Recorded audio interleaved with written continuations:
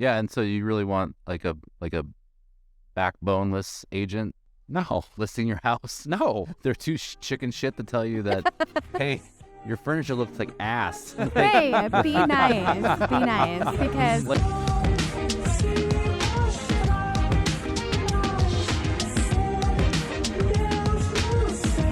welcome to the iBuyer experiment. We have a lot to talk about today because the Merrill versus NAR lawsuit obtained class action status last week, and it's a big deal. I look at it like, hey, imagine an anthill and you step on it and all the ants just scatter. I feel like that's what happened in the industry last week. Yeah. So let's talk about it, I think guys. there's a lot of people that don't even know what it meant. So Yeah, well, I was going to say, let's actually peel it back even in your dad essentially is an attorney. You were around it. What does class action even mean and like that whole status? Great question, Elliot. So yeah, let's kind of talk a little bit about what the lawsuit is. So first of all, what happened is back in 2019, these 7 home sellers across a few different states and a few different MLSs decided it is unfair that we have to pay the buyer broker commission. And what they did is they filed a lawsuit and they said that NAR was being anti-competitive, violating the Sherman Antitrust Act.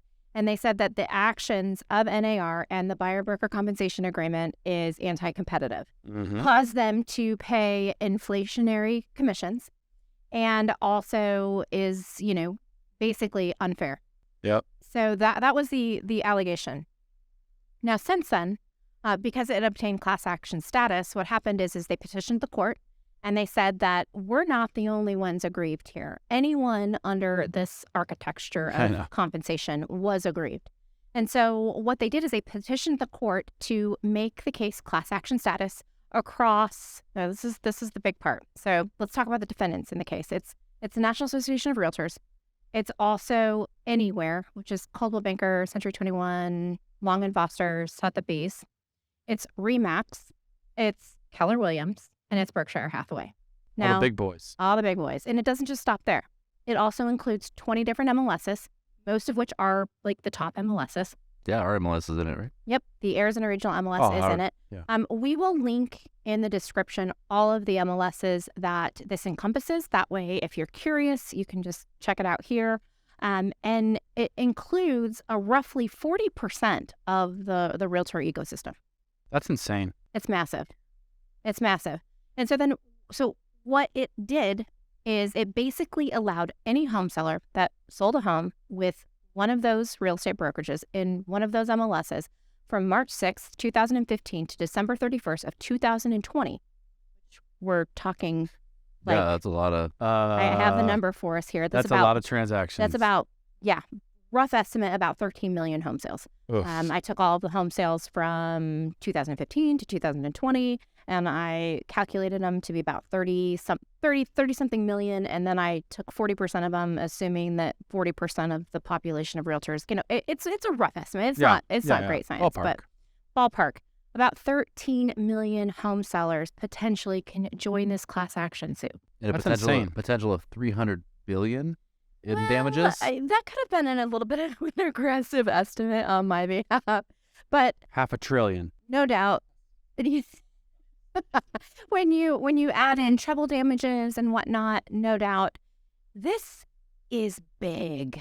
It's Massive. meaty. It could take down the whole industry.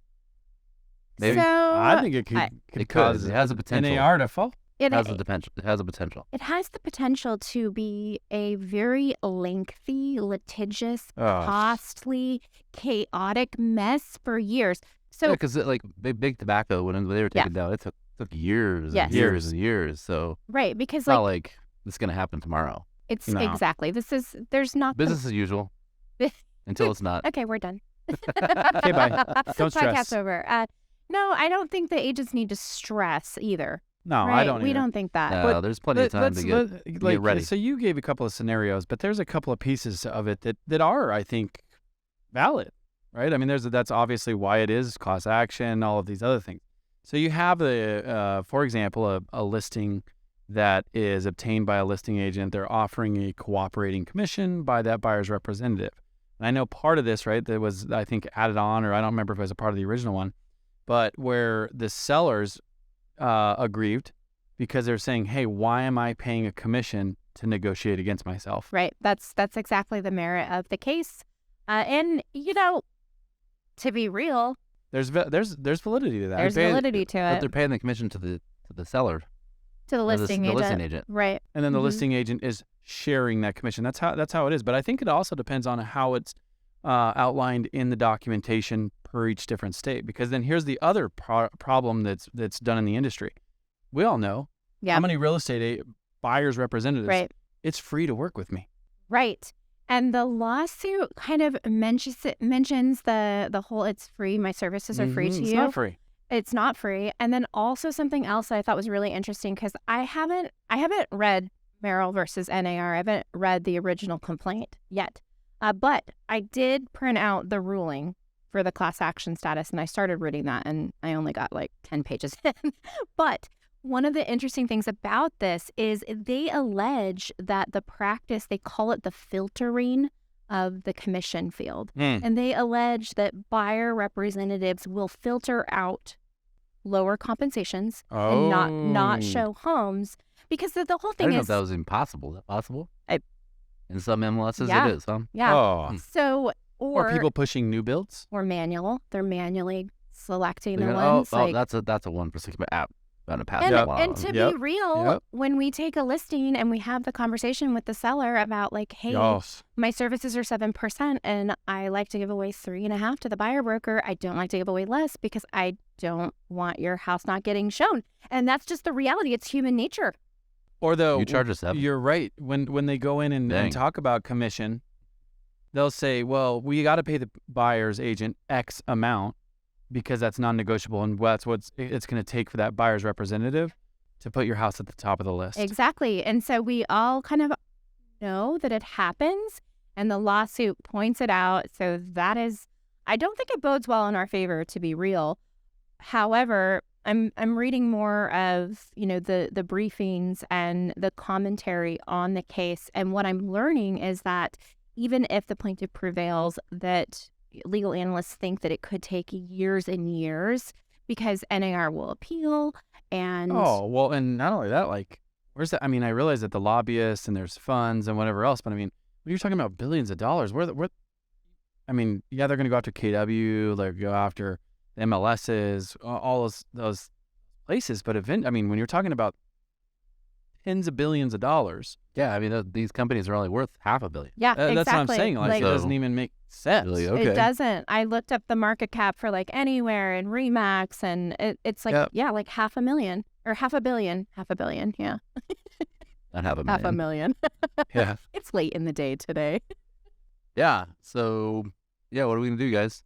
So you may not have heard of this case. And if that's, your situation, I'm glad that you were able to get a little informed on it. If you have heard of it and you're wondering, how does this impact you and your business? I think that we have some good news for you. So we have Yep. some ways that you can inoculate your business against this disruption or Inoculate. maybe I like that word. iBuyer disruption. I stole it from Raman Sharma. I like Roman Shover. I do too. kind of a smart person. He's a very Kind of good, smart. very smart guy. So how can agents really insulate themselves from this sort of disruption? And I think that I'll start with one of the ways. And one of the ways is if you are working with buyers, do not advertise your services as free. Mm-hmm. Yeah, there you go. That's a good one. Should be a given. Not free. Start charging them. And that's the number 2. Start charging them. Is, Or you say, it's the buyer broker conversation. Yep. I charge this, but a lot of times the seller will Yep. offer a commission, and but I charge this. So Yeah, here's the cost of the services, and usually there's seller's compensation, and in most cases it ends up costing you zero out of pocket. Yep. But I think that's the important piece, right? Is you have to tell them like, hey, this is actually going to be like what you're willing to pay for the house. Well, that 6% that's being paid by this seller is Yep. coming from your loan. yep. So And therefore you are paying for it. It's You're actually the one that's paying for it. it's just buyer. good business practice too, right? Yeah. Keeps the buyers honest as well. Right. I like it. well, before we move on to, I think what we probably all feel is the biggest pivot agents need to make. There's- But the one, There's another one. yeah, there is another one, but going back to that commission and house prices, and Jason and I talk about this all the time. I feel that home prices are already inflated though by commission, right? Like They are? I do. I feel like 100%. it's just, How many people will say that, hey, I'm going to price my house at X. Well, if the commissions are this, this, and this, and the costs are this, well, then I want this. And it's that inflated price. so if that's the case and our compensation model changes, then who gets the benefit of that house price, of all of our house prices, of the entire U.S. housing stock being inflated by commissions? Who gets the benefit of The that? The listing seller? agent. The listing agent? Like, who gets it? It's not going to be It- the buyer. It's definitely not It'll the be the buyer. listing agent or the seller. Yeah. Really, it's not going to be the buyer. That's the problem. And I think I mean, the buyer's agent gets benefit from it too, because that inflated price is a higher commission for them. Okay, so if they say it's illegal now to pay a listing agent to offer a commission to the buyer's agent, would that mean that all referrals are illegal? Because you could say, that's a just sign a great referral. question. Here's a referral agreement, and refer it, and you take your 6% commission, and you just spam off a referral after the closing.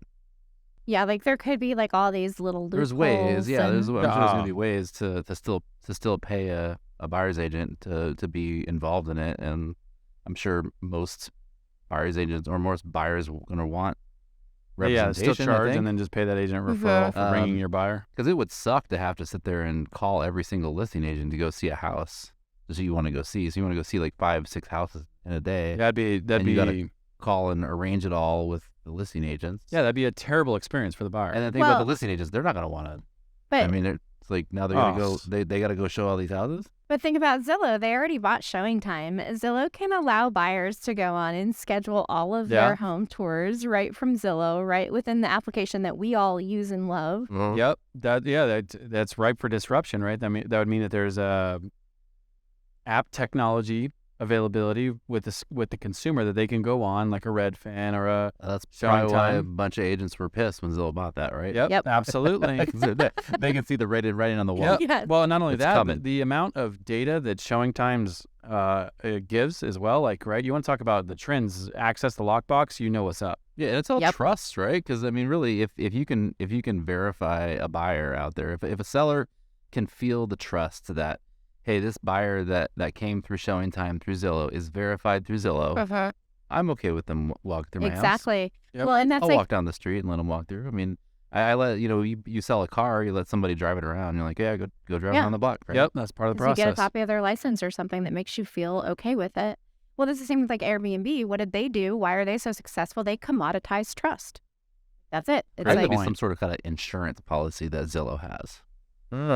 Like they have to Showing do insurance? like some kind Yeah. of insurance policy that they would pay for, and then obviously they'd have to do some sort of verification thing. But I think it'd be pretty simple. well, maybe it's not going to be Well, Zillow think that about it. does So, it, like, but us. I mean, think about Uber. Uber, like, I mean, people, you would never, in a million years be like, yeah, I'm gonna go in some stranger's car and they're gonna take me somewhere, right? Again, Well, commoditized remember- trust. Yeah. It was, I think it was Point, that builder that bought, or TriPoint, and Lennar.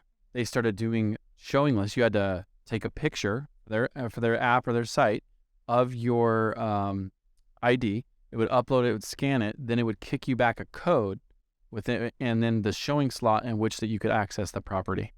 And that's, like, to be real, it's smart. It's efficient. It's actually more secure. I don't hate it. I don't hate it either. I mean, you're going to have your properties that you're definitely going to want to show. But for your But run-of-the-mill properties, like, I guess the biggest thing is, as a seller, people that just aren't qualified to come see your house, right? Yeah, that is like, the because risk. you're gonna get more people that The just looky aren't loos. qualified and that just want to walk through your house to see but your that house. happens, like, So all the and- time anyway. Was but the that's- instant qualification going to come back? but not as much though, right? I mean, You know, Rockets, like what's that technology that they came out with that you could literally put in your social and it'd qualify you in like seconds?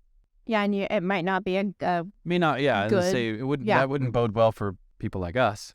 yeah. we're not going which- to cash buyer approve you based on that. Yeah. Okay, but so we only have a few more minutes left, and I want to pivot to the biggest thing that Yes, we all yes. know what this means and what agents need to do. Hit it. Drum roll.